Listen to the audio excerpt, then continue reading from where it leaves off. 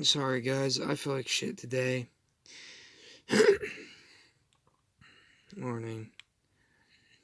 Okay, I'm just gonna get to the video. I might not talk much. I'm worried about something.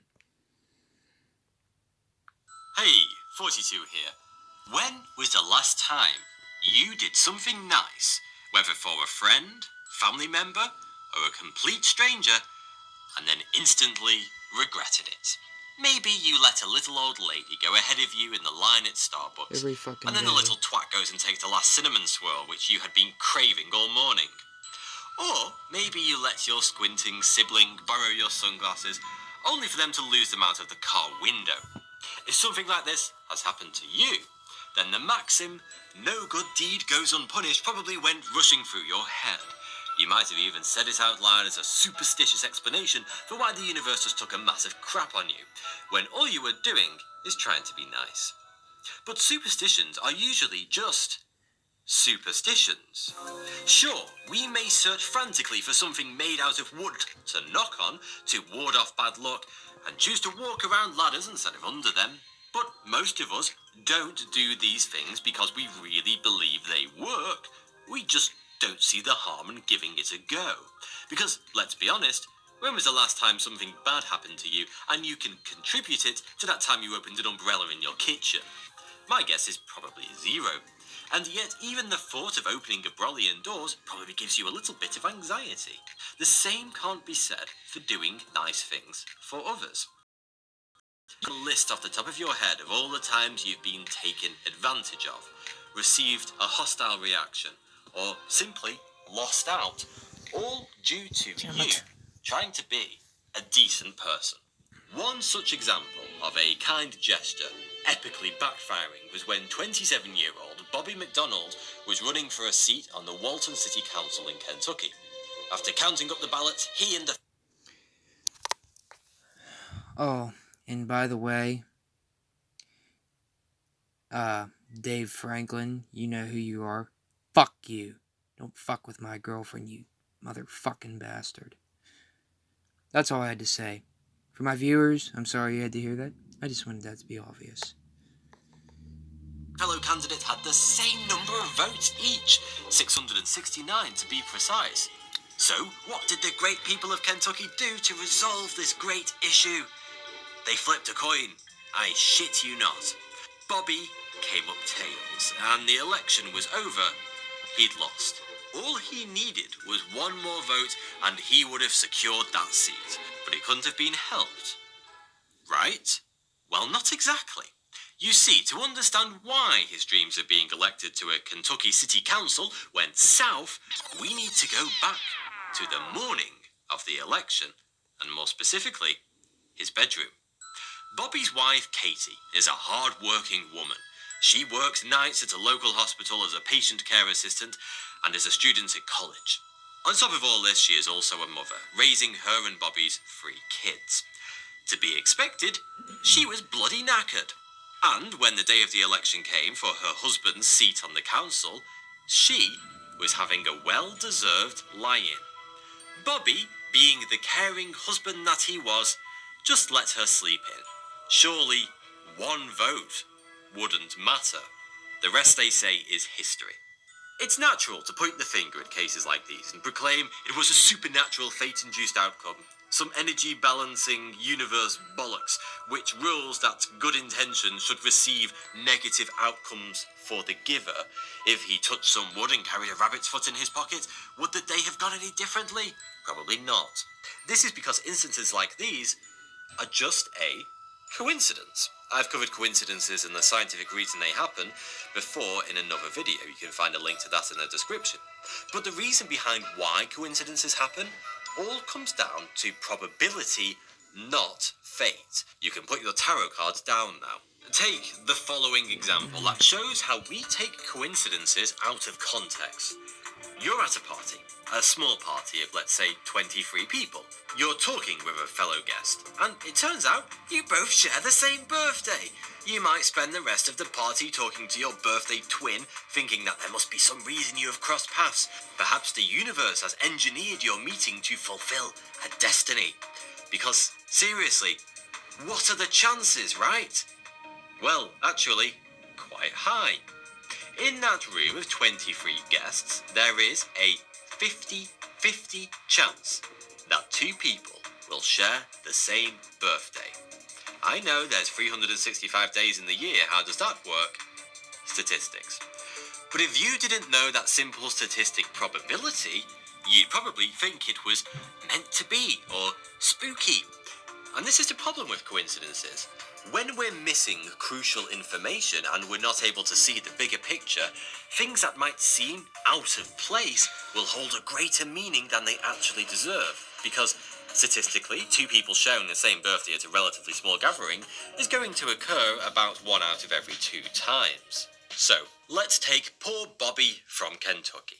Sure, it's rather unfortunate that his wife's vote could have pushed the election in his favour, but that aside, the chances of a tie were already pretty high.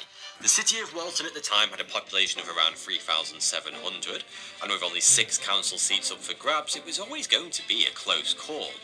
You might also be surprised to hear that countless candidates all around the world have won by just a handful of votes, or even just one. This is why your vote really does matter. It happens all the time. In fact, according to a study of state and federal elections in the US between 1898 and 1992, 1 in every 15,000 votes cast in state elections was the winning vote, which gave the candidate that extra majority they needed to win. Sure, Bobby could have woken his wife up that fateful day and secured her vote, but equally, someone living down the street from him might have woken up that day and decided that they were going to vote for his opponent, bringing it to a tie once again. And in my experience, just to be on the safe side, he was probably best letting his wife have a lie-in. Not worth it. This logic makes sense for all the unbelievably weird occurrences that you usually hear about on social media, or perhaps have even happened to you. But I know what you're thinking. I'm not reading into things. When I'm nice, it usually backfires. And unfortunately, you're right.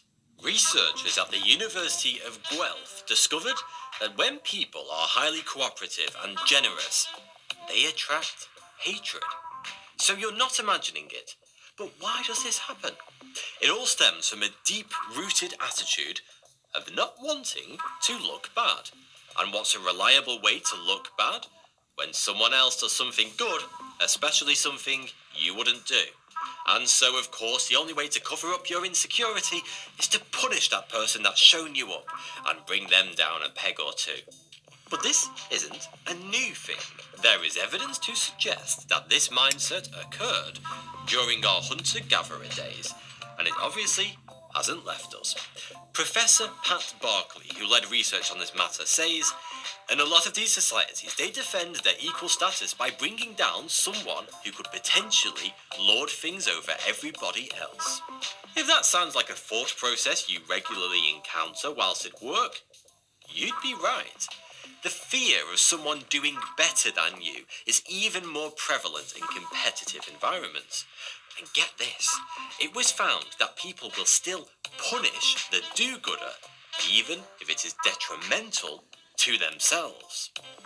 But why our acts of kindness are sometimes met with somewhat surprising hostility might be due to the reason we're trying to be nice in the first place. When was the last time you did something good for someone else and didn't get something in return? This could be anything from gaining favours to getting that warm, fuzzy feeling inside. The answer is probably never. But it's okay. It wasn't a trick question.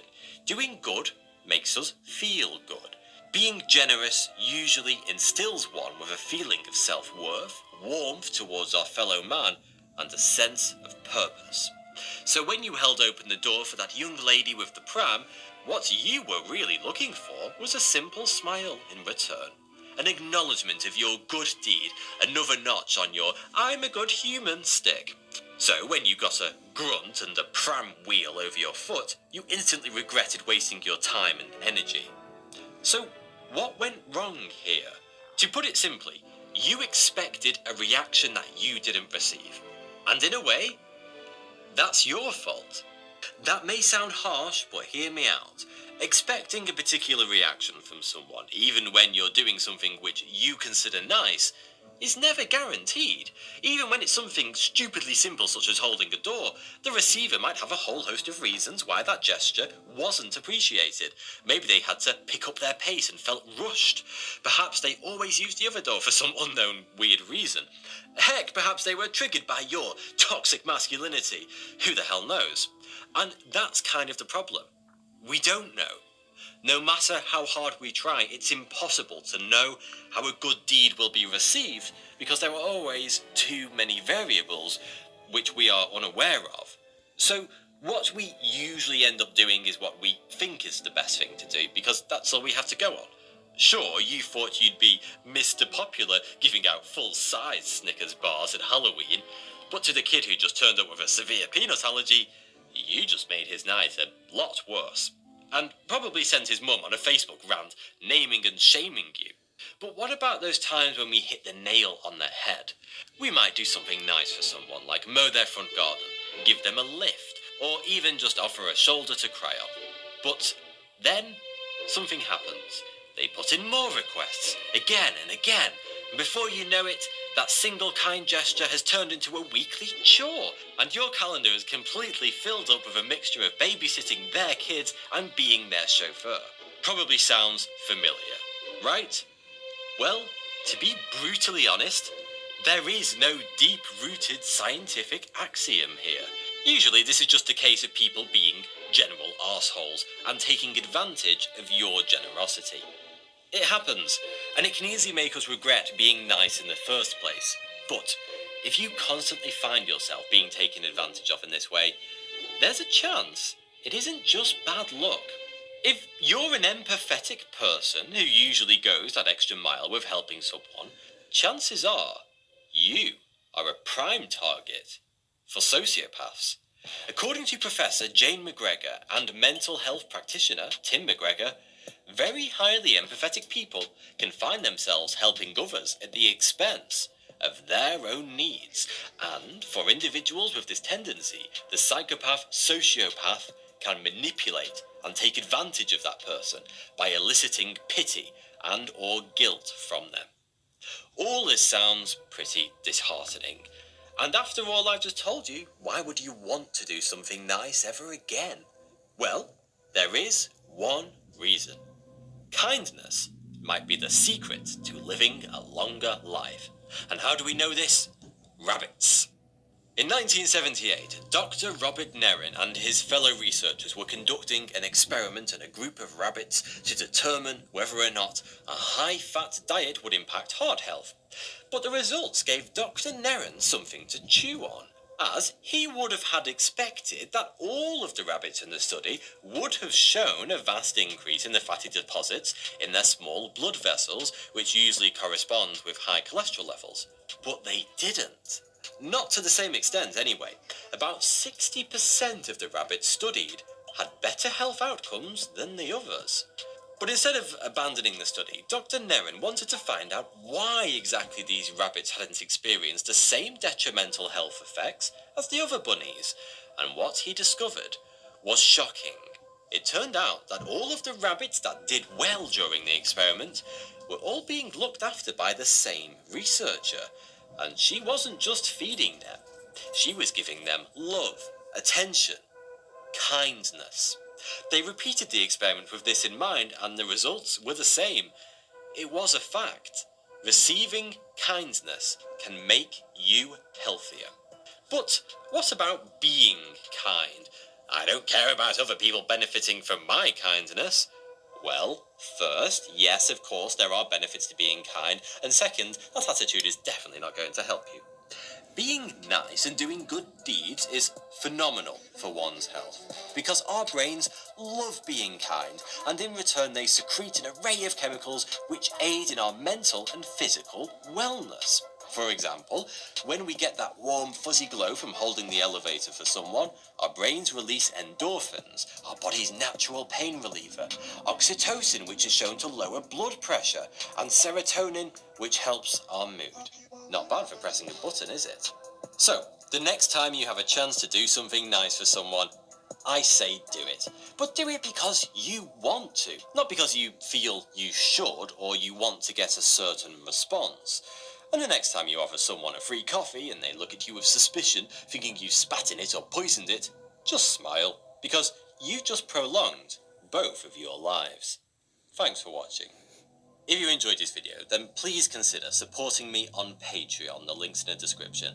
It really helps me to continue to make these videos. Also, this is your very last chance to get your name printed in my book, Stick a Flag in It, 1,000 Years of Bizarre History from Britain and Beyond. The deadline is the 29th of March. After that date, you can still order your copy, but your name won't be able to be printed in the book because we're finishing things up to get it ready to be printed.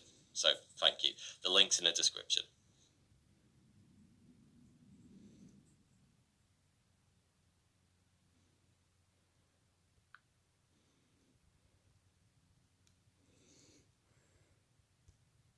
Hey, THOUGHTY2 here. Existence is strange, and there's no way we can ever manage to That's it for understand the all the video many today. mysteries of life, the universe, Sorry about and the weird everything. writing shit. When we come across something we don't understand,